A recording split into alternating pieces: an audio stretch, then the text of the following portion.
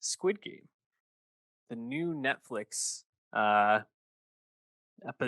TV show series that has really like captured the nation and the world in a lot of ways. I mean, this is definitely one of the most watched shows on Netflix recently, but maybe all time even.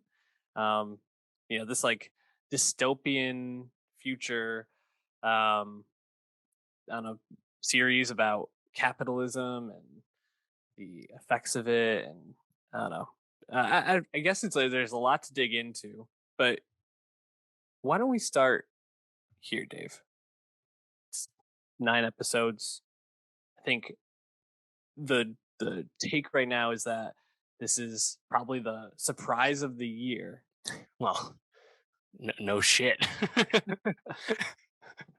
But did you feel like this series was really good from what Yes. from yeah, you thought it was really good. I think I was a little less impressed. And I maybe want to talk out why. But what did you feel like made it really good? Yeah, so as you said, it's according to Netflix themselves, it's on track to be their most watched series of all time, surpassing The Witcher, surpassing Bridgerton. And that's in large part due to it being completely global, right? It's a South Korean show, South Korean production, distributed by Netflix. But because Netflix goes so hard with subtitling and dubbing, it's basically accessible to all of their customers.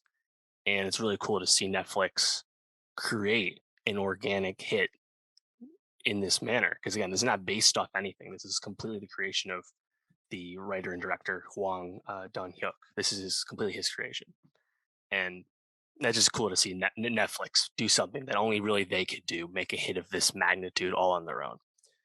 And I thought it was really exceptional for a lot of reasons. I think it's a really compelling show in the sense that you get invested in these characters and their journey.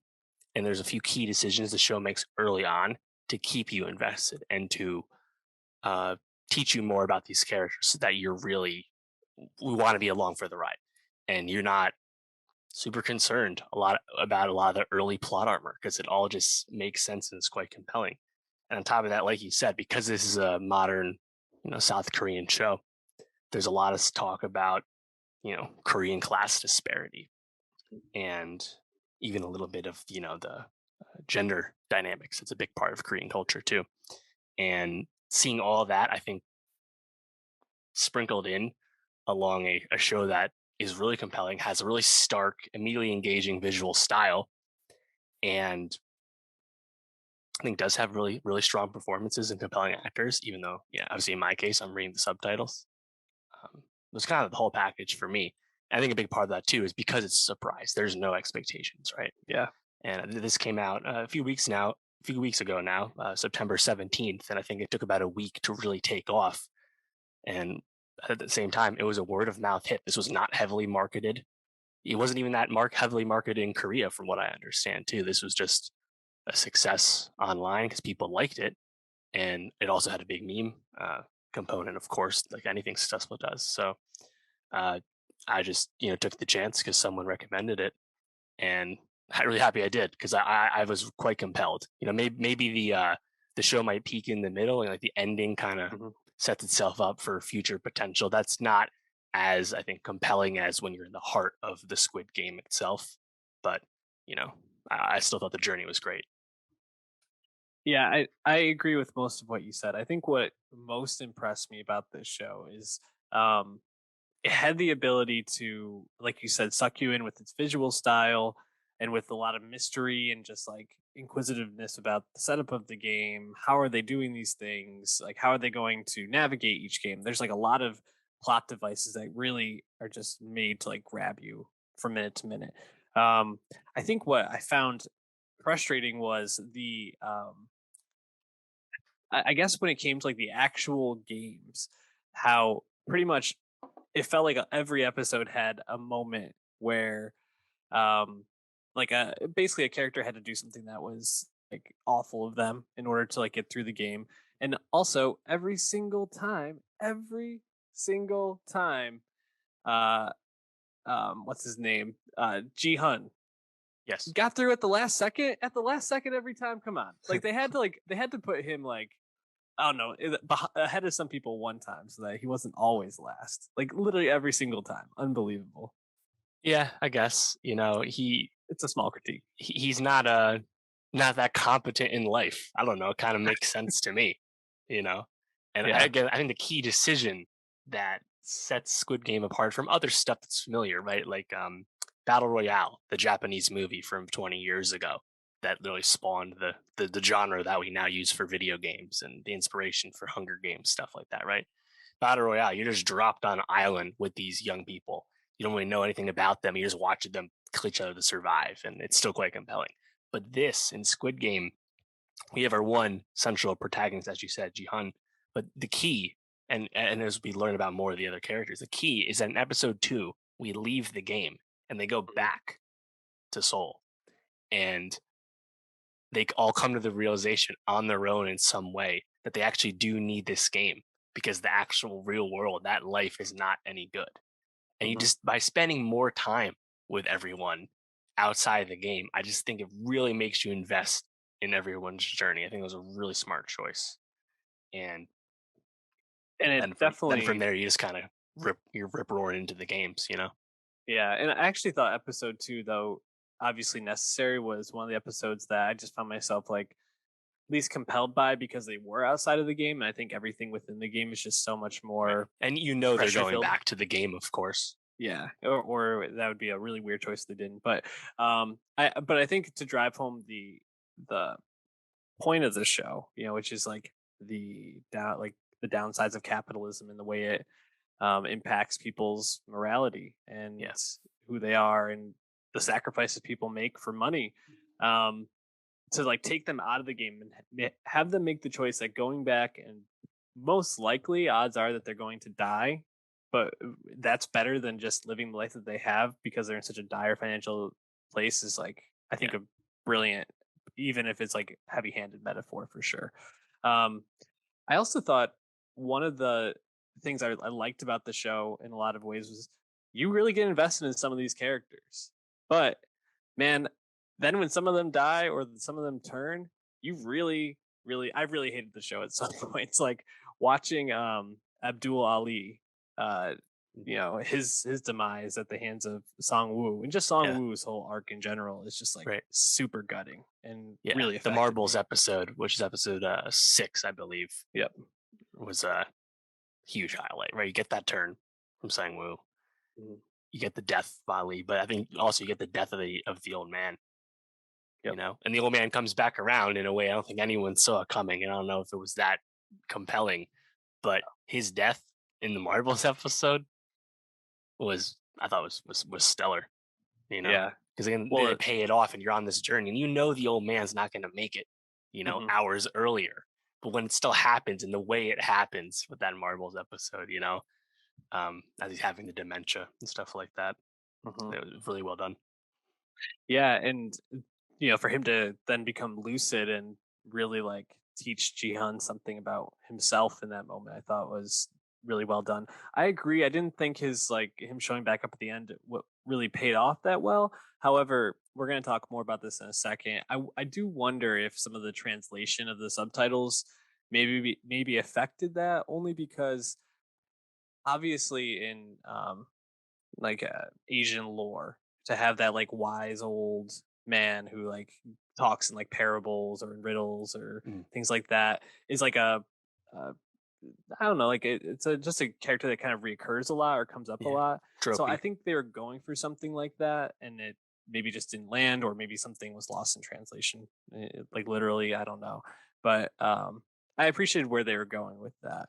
Um, yeah, so tell me about the characters that you found yourself liking the most and maybe liking the least in the Squid Game. Yeah, I think Jihan, especially in the beginning, is quite unlikable, right? It's like it's Oh hard to yeah. sympathize with someone like, well, you just have a gambling problem, man. Like, Mhm. you're just stupid. Like, you make mistakes. You're not a great dad. You don't take you mooch off your mom. Like, he's not likable for many reasons, but because he's still your avatar, I feel like a lot of like the problems a lot of these characters have, uh, there's something relatable about them, right? Mhm. One way or another, how these people came to have debt or great misfortune.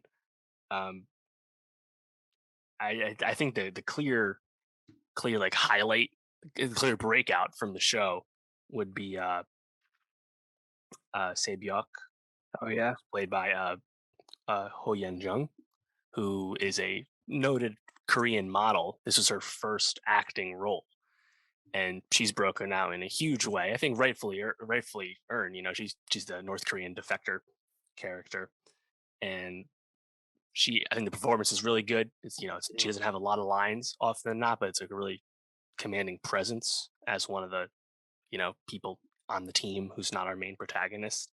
And the breakout is quite something. She's up to 19.4 million Instagram followers. Before the show, it was only Damn. 40,000. She's now the Wow. most followed Korean actor on Instagram. Only acted in one thing. And in general, that's just a really stark social media following for Koreans, given that there's only like 52 million people that live in South Korea.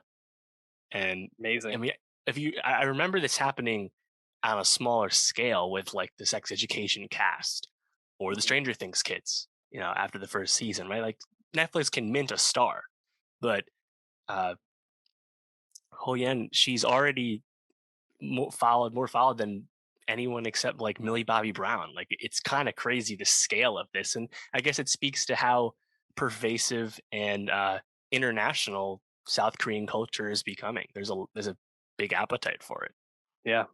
Absolutely. I thought she was the clear breakout to me as well. And an interesting part about her character being a defector from North Korea, her mother still being stuck over there, brother in an orphanage. I thought that added another interesting aspect about that culture and obviously the conflict between the North and South of Korea. Um, Definitely stood out to me. Um, a character that I didn't really like that much, but it seems like maybe there's more to her than, yeah, anyone who doesn't speak Korean really got was Minyo, uh, who was the old woman they were calling her. The one Right. that like buddies up with the gangster and just seems to be disliked by many of the players Yeah, throughout the game. little just kind of on tilt. That's like her survival instinct is to be a little crazed. At least that's how it comes across. Yeah, and to also be willing to pretty much do anything to survive. Right. And we see that in many ways.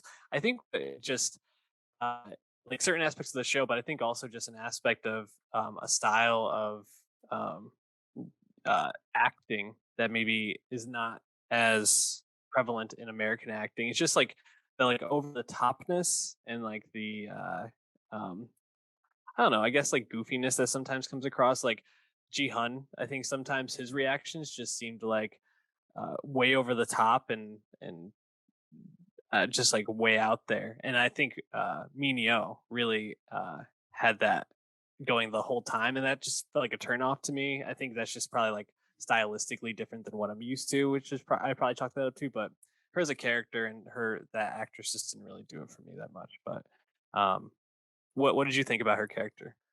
I didn't mind it. I liked how she did early on, like the stuff in the bathroom when like Hoyen goes up into the Hmm. uh duct to try and find some information and stuff. And then when she like latches onto the gangster. I actually liked the gangster character a lot. Hmm. I thought it was effective as a villain, and how they both die on the glass stepping stones at the end. Like you see it coming a few seconds before it happens. I was like, oh no, actually, this is really fitting for them to both Hmm. die together like that. So Yeah, as like I agree. they're like secondary characters in the main cast, so I think they kind of have a different purpose. But it was cool to have the gangster be a villain in a sense where he also has basically no control the way our main characters do. The overarching villain is everyone running the game, but then there's still room for more villains. And I think one of the most astounding set pieces is when there's that like strobe fight in the dorm room after Yeah. one of the games at night, and it's just this complete brawl. I Mhm. thought that was crazy. you know and I mentioned the visual style in general. It's kind of cool, like watching the show. I'm like, oh wow, you can tell this was completely made you know in studio. Like these are clearly just Oh yeah. warehouse, sets except for like the soul scenes. But it makes total sense because the way these games are operating, it makes sense that they're in these, warehouses. So that's cool. But in general, just like the boiler suits for the Mhm. staff, the jumpsuits for the players, really bright, backgrounds, game to game. It's Mhm. simple, but it really is effective and draws you in. Oh yeah, it totally stands out. It almost feels a bit like you're at like a casino or something like that at times, and Right. obviously has that like glaze effect on your eyes a bit. Um, just wanted to touch base real quick about why I liked Abdul Ali so much as a character. And you talked a lot about how the show has brought in different aspects of class and the culture wars between those classes. I thought seeing the racism Right. towards Abdul Ali and the consideration of him as like not a Korean, as a foreign worker from Pakistan, and also someone with a disability. With obviously his hand. I couldn't tell if that was a born disability or something that Oh, was right. an Yeah, me either. injury. But I thought that was interesting too, like just that aspect of it. And of course, he has probably the most gutting death, at least in my opinion, just because Sang Woo totally crosses him. And I mean, he's a bit dim-witted and starry eyed in that moment, I think, but um, I thought he just was a really effective character within the show. What do you think of him? Yeah, I think he doesn't have enough lines to me beyond like expressing confusion to the rest of like the team.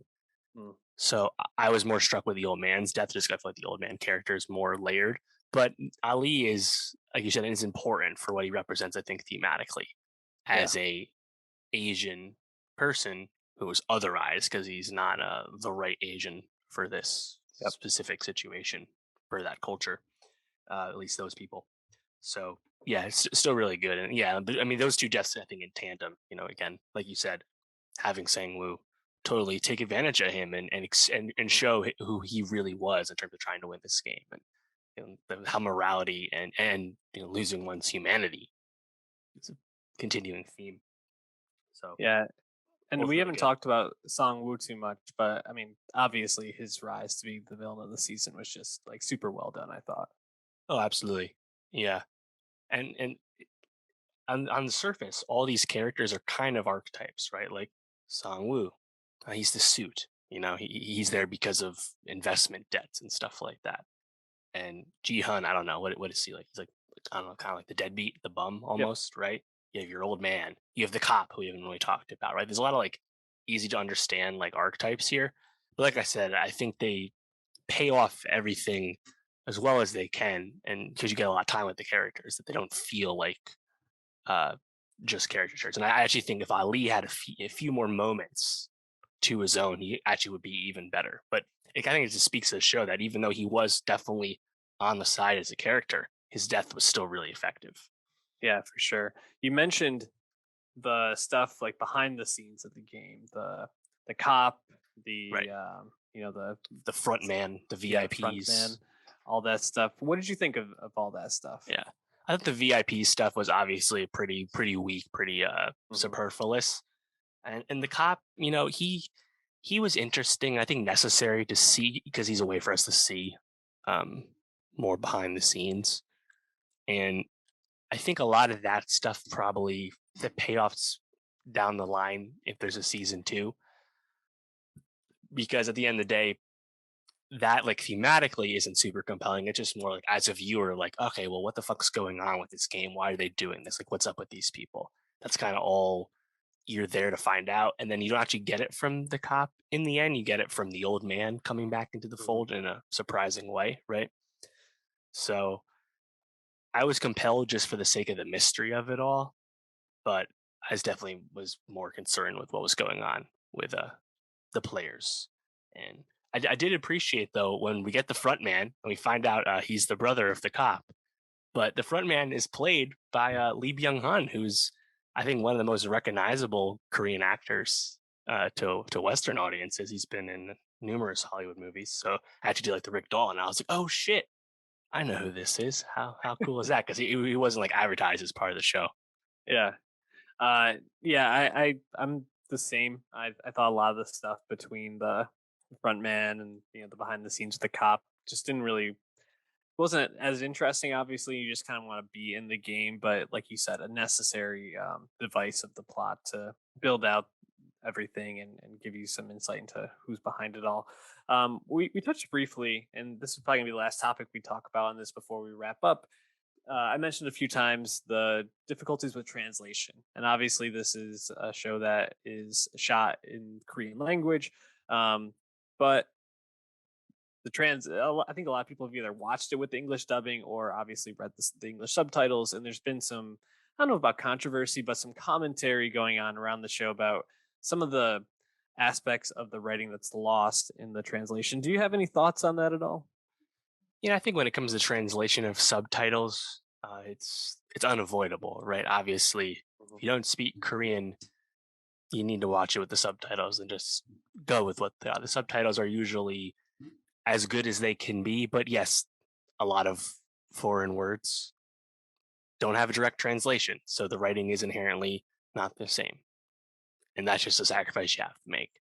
Now, I think if you're doing if you're watching an English dub or any other dub for that matter, I think that's a big part of why Netflix is finding a lot of success with its international shows, such as Money Heist and Dark. Money Heist is, I believe, Spanish and Dark is German, right? Like, and Unorthodox is German too. But they dub things in 30 languages. They give you like almost 40 subtitle languages. So it's available to anyone, any way they want to watch it. And at least if you're watching it at all, that's better than not watching it, period, right? But I do think that you are making a active choice in a negative way if you watch a dub of live action because it's effectively becoming English voice acting on top of this show. In the case of anime, in the case of cartoons, it's the same difference because it's literally already voice acting. But Yeah, in this case, I think listening to some voice actor give you the translated performance when we could just actually listen to the real actors give the real lines the way they were directed to. you know there's definitely a lot more loss to me if you watch a dub of something foreign. Remember Bong Joon-ho, the 1 inch barrier of subtitles. Like, I'd rather watch the real acting from the real actors. Not that voice acting is real acting, but it's voice acting, and this was not for sure. something with voice acting. So that's how I feel about it.